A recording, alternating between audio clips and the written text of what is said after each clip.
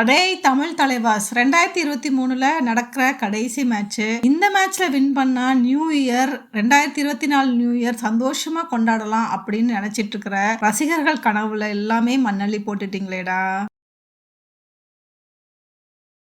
இதெல்லாம் உங்களுக்கே நியாயமா? உங்களுக்கே அடுக்குமா?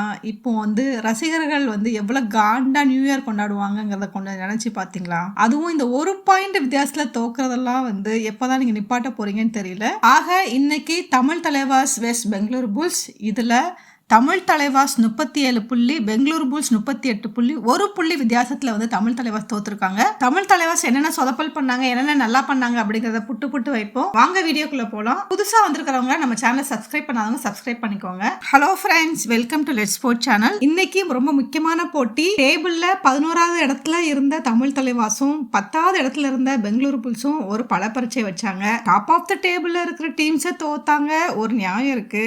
மேபி அவங்க ரொம்ப நல்லா பெர்ஃபார்ம் பண்ணிட்டு இருந்தாங்கன்னு கூட சொல்லலாம். 10வது இடத்துல தானே இருந்தாங்க பெங்களூரு புல்ஸ். ஆனால் கூட நம்ம டீமால் வின் பண்ண முடியல. இதுதான் ரியாலிட்டி. ஸோ இன்னைக்கு மெயின் 7ல் வந்த பிளேயர்ஸ் சொதப்புன்னு சொதப்புறதுனால இது என்ன பிரமாதம்? இது விட பெசலைட் ஒன்று இருக்கு. சப்ஸ்டியூட் பிளேயர்ஸ் உடனே இறங்கிட்டாங்க. அதுலேயும் இந்த பஸ்டமி இருக்காரே, ஐயோ, சில பேர் வேலை செய்கிற மாதிரியே இருக்கும், ஆனால் ஒரு வேலை நகராதில்ல. எனக்கு பஸ்டமியை பார்க்கும்போது அப்படிதான் ஞாபகம் வருது. இன்றைக்கி அவர் ஏதோ கிரவுண்டில் பேசிக்கிட்டே இருக்காரு, ஆனால் எத்தனை பாயிண்ட் எடுத்தாருன்னு பார்த்தா ரொம்ப சொற்ப பாயிண்ட் தான். உடனே அவரை சப்ஸ்டியூட் பண்ண வர செஞ்சுட்டாங்க. திருப்பி அவருக்கு ஒரு வாய்ப்பு கொடுத்தாங்க. அப்போ தான் ஒரு நல்ல டிஃபென்ஸ் பண்ணார் பரத் அப்படின்னு நினச்சோம். ஆனால் அவர் மட்டும் கிரவுண்ட் அவுட் வெளியில் போயிருந்தா கூட பரவாயில்ல. கூட அஜிங்கியா பவரையும் சேர்த்து கூட்டிகிட்டு போய் ஒரு வரைக்கும் சோத்த போட்டு வண்டியில ஏத்திட்டு வந்ததுக்கு உன்னால என்ன பண்ண முடியுமோ அதை பண்ணிட்டேன். தர்ம சங்கடமான நிலைக்கு கொண்டு போயிட்டாரு. ஸோ இங்கே ஆஃபீஸ்லலாம் நமக்கு நிறைய பேர் இருப்பாங்க. அதாவது அவங்கள பார்க்குறதுக்கு வேலை செய்கிற மாதிரியே இருக்கும், ஆனால் எந்த வேலையும் நடக்காது. அது பஸ்டமியை பார்த்து அப்படி எனக்கு அப்படி இது சொல்கிறது கொஞ்சம் கஷ்டமாக இருந்தால் கூட அப்படி தான் தெரியுது. எனிவே அடுத்தடுத்த மேட்ச்சில் அவர் நல்லா பெர்ஃபார்ம் பண்ணுவாருன்னு நினைப்போம். ஸோ இங்கே சொதப்பல்கள் கண்டினியூ ஆகிட்டே இருக்குது. அபிஷேக் சொதப்பல் நிறைய அட்வான்ஸ் டேக்லிங் பண்ணி நிறைய கொஞ்சம் பாயிண்ட்ஸ் கொடுத்தாரு. எகெயின் நான் ஏற்கனவே சொன்ன மாதிரி அபிஷேக் போன வருஷமும் இதே மாதிரி தான் பெர்ஃபார்ம் பண்ணிட்டு இருந்தாரு. ஆனால் ஒரு ஹாஃப் டோர்னமெண்ட் முடிஞ்சோன்னே செம்மையாக பிக்கப் பண்ணிட்டாரு. ஸோ அதே மாதிரி இந்த தடவை பிக்கப் பண்ணுவார் அப்படின்னு சொல்லி ஒவ்வொரு வீடியோவில் சொல்லிக்கிட்டே இருக்கோம். ஆனால் அது மட்டும் நடக்கவே மாட்டேங்குது. அடுத்தது மோஹித்தும் சொதப்பல். அப்புறம் ரைட்லாம் வேறு போனார். மேபி அந்த சூழல் வந்துச்சு, வேறு வழி இல்லை, ரைட்லாம் போனார். ஆனால் கூட அவரால் பெர்ஃபார்ம் பண்ண முடியல. அப்புறம் சாகுல் குலியா எப்போவுமே நல்லா பெர்ஃபார்ம் பண்ணுவார். இன்றைக்கி அவருமே ரொம்ப பெர்ஃபார்ம் பண்ணல. அவரை வேற நம்பி நான் ட்ரீம் லெவலில் எடுத்து வச்சிருந்தேன். ஓவரா ரிஸ்க் எடுத்துட்டு இருக்கீங்க. ரிஸ்க் எடுக்கிறலாம் எனக்கு ரஸ்க் சாப்பிடுறேன். சாகுல் குலியாவும் இன்னைக்கு ரொம்ப சொதப்பிட்டாரு. சப்ஸ்டியூட்டா சாகர் நல்லா பெர்ஃபார்ம் பண்ணாரு. நிதினும் ஓரளவுக்கு டீசெண்டாக பெர்ஃபார்ம் பண்ணாரு. ஸோ இவங்க ரெண்டோட பெர்ஃபார்மன்ஸில் தான் இன்றைக்கி கொஞ்சம் டீம் நல்லா இருந்துச்சு. நான் சொல்ல மறந்துட்டு நரேந்தர் இன்றைக்கி நல்லா பெர்ஃபார்ம் பண்ணார். 12 பாயிண்ட்ஸு, ரொம்ப தரமான பாயிண்ட்ஸு. அப்பப்போ டேக்கிள் பண்ணப்பட்டால் கூட ரொம்ப நல்லாவே பெர்ஃபார்ம் பண்ணியிருந்தார். அஜிங்கியா பவர் கூட ஒரு டீசென்ட் பெர்ஃபார்மன்ஸ் பண்ணியிருந்தார். அவரும் இப்போ கொஞ்சம் பஸ்தமி லிஸ்ட்டில் சேர்ந்துருவாரோன்னு தோணுது. ஏன்னா அவரோட ஸ்பீட்லாம் பார்த்தா நல்லா பண்ணுவார், நல்ல பாயிண்ட்ஸ் எடுப்பார் அப்படின்னு சொல்லும்போது அவுட் ஆகிட்டு வந்துடுறாரு. மேபி அவரும் கொஞ்சம் ஒர்க் அவுட் பண்ணணும்னு நினைக்கிறேன். இல்லைனா அவருக்கு ரீப்ளேஸ்மெண்ட் நம்ம எடுக்கணும்னு நினைக்கிறேன்.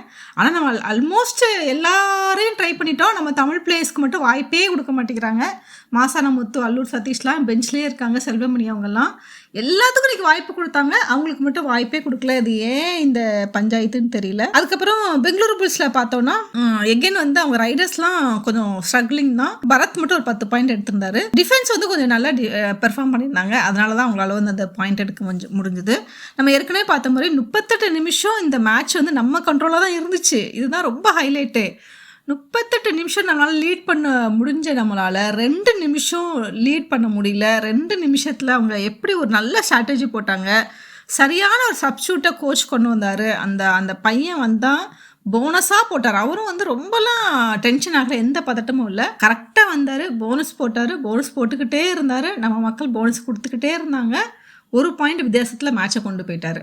ஸோ இது ரொம்ப பெர்ஃபார்மன்ஸ் நல்லா இருந்துச்சு. ஆனால் அவங்களோட மெயின் ரைடர்ஸ் பரத்துமே ரொம்ப ஸ்ட்ரகிள் பண்ணார். அவர் ஸ்ட்ரகிள் நல்லா தெரிஞ்சுது. அவரால் நிறைய பாயிண்ட்ஸ்லாம் எடுக்க முடியல, நிறைய தடவை டேக்கிள் பண்ணப்பட்டார். விகாஷ் கண்டாலாவுமே வந்து ரொம்பலாம் பெர்ஃபார்ம் பண்ணல. ஐ திங்க் எனக்கு ஒரு ரைடு என்னமோ தான் பெர்ஃபார்ம் பண்ணார். போன மேட்ச்லேயுமே அவரால் பெர்ஃபார்ம் பண்ண முடியல. ஸோ இதில் நம்மளுக்கு என்ன மிகப்பெரிய வருத்தம்னா, எல்லாருக்கும் வாய்ப்பு கொடுத்த அஷன் குமார்னால ஏன் வந்து மாசான முத்துக்கும் அல்லூர் சதீஷ்க்கும் இன்னும் ஒரு கொஞ்சம் வாய்ப்பு கொடுத்துருக்கலாம்ல, இந்த மேட்ச்லேயாவது கொஞ்சம் வாய்ப்பு கொடுத்துருக்கலாம்ல. ஒரு க்ளோசஸ்ட் மேட்ச் இருந்துச்சு. ஹிமான்சு சிங்குக்கு பதிலாக நிதினுக்கு வாய்ப்பு கொடுத்த மாதிரி அஜிங்கியா பவருக்கு கொஞ்சம் ரெஸ்ட் கொடுத்துட்டு அல்லூர் சதீஷையோ மாசான முத்தையோ கொஞ்சம் ட்ரை பண்ணி பார்த்துருக்கலாம். எப்போ தான் வந்து அசான் குமார் வந்து நம்ம பிளேஸ்க்கு வாய்ப்பு கொடுப்பாருன்னு தெரியல. இது வந்து இப்படியே போய்கிட்டு இருக்கு. நான் நினைச்சா பண்ணலாம் சோ,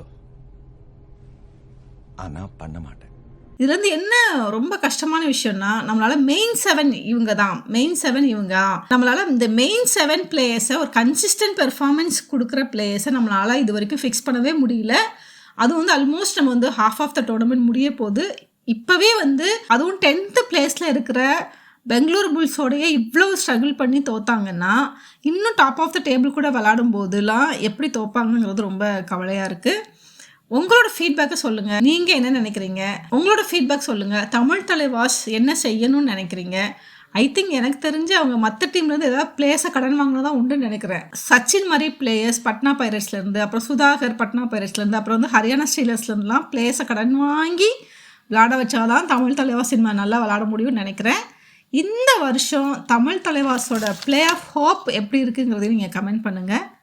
நன்றி, வணக்கம்.